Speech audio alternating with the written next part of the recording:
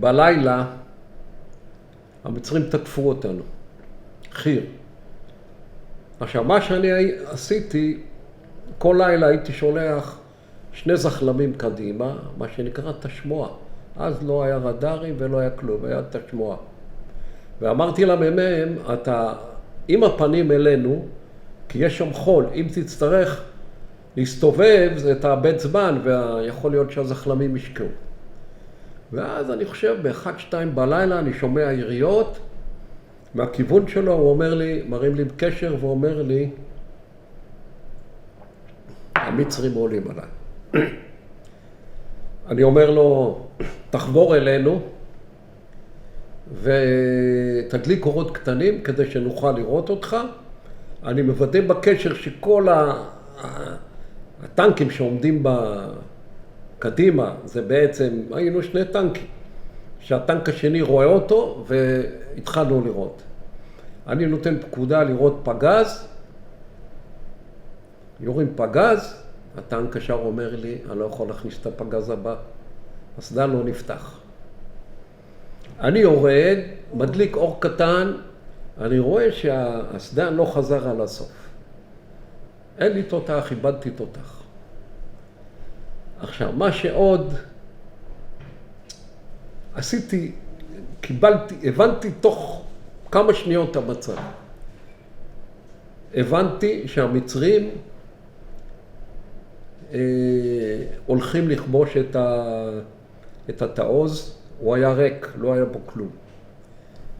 ודבר ראשון, הוצאתי על מפה נקודה על הכביש, התקשרתי למג"ד, אמרתי לו אני רוצה ארטילריה, לנקודה הזאת. עכשיו את המג"ד, רק שמעתי אותו בקשר. הוא היה 3-4 קילומטר דרומית לי, לא ידעתי מי זה בכלל. ואנחנו יורים כמו משוגעים, הזחלמים חוזרים. אמרתי להם, תיכנסו בפתח של התעוז ותהיו מוכנים. שקט. אחרי זה 20 דקות אני שומע צעקות ויורים עלינו, צעקות של הקצינים. הבנתי שהמצרים תוקפים את המוצב. והיה לי ברור שאם הם נכנסים למוצב, הם גומרים אותי. ואז קיבלתי החלטה שיהיה פה אחד שהחרמש ייכנס רגלית לתוך המוצב,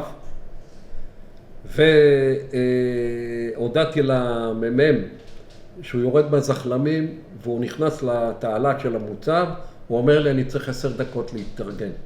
וידעתי שחיר שהוא הולך להיכנס ליד מבוצר, הוא צריך הכנות, יש כל מיני תהליכים. אמרתי, יש לך.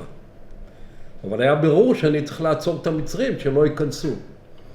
ואז קודם כל קיבלתי, היה לי קטק, הוא הפעיל ארטילריה וראיתי איפה הם נופלים.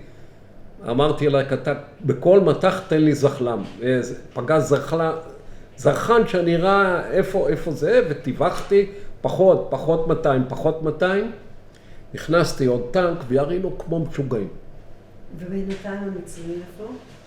המצרים ירו עלינו, אבל זה לא היה, כי הם היו במקום אחר, רובם. כי הצעקות שכחו? לא שמענו, כי ירינו כמו משוגעים. המ"מ החרמש, אחרי 10 דקות אומר, אני מוכן, אני נכנס לתעלה. ברגע שהוא אומר לי, החוליה הראשונה בתוך התעלה, ידעתי שחצי עבודה נעשתה, כי ברגע שהחיר בתוך התעלה יותר קל לו, הוא הגיע למעלה, הוא אומר לי, המצרים על הגדרות, ואני יודף אותם. ובאמת התחיל להעיר השחר, וראינו אותם הולכים. ונסוגים. וככה זה נגמר. לא היה לנו, היה פצוע אחד מהחבר'ה מהחרמש שירו אחד על השני. אבל היה ברור עכשיו שמאיישים את התעוז הזה עם כוח חיר, ופה, אתה יודע, אתה מפקד בשטח לבד. לא היה לי ניסיון קרבי. איך אתה מקבל אחרי? יש לך אחריות. ואני אומר, ברגע הזה שאתה מפקד, כל מה שאתה מתנקז לנקודה אחת שקיבלת את ההחלטה. ההורים, הבית, החינוך, האישיות, ההכשרה הצבאית והיצירתיות. זאת אומרת, אני כל הזמן, אני חושב שכל יום עולה לי המחשבה, איך קיבלתי את ההחלטות האלה? מאיפה זה בא? וזה ככל, המסקנה שלי היום, ככל שאתה יותר יצירתי ועושה מהלכים בלתי, שהאויב לא מוכן, אתה מצליח. וזה לקח מאוד חשוב.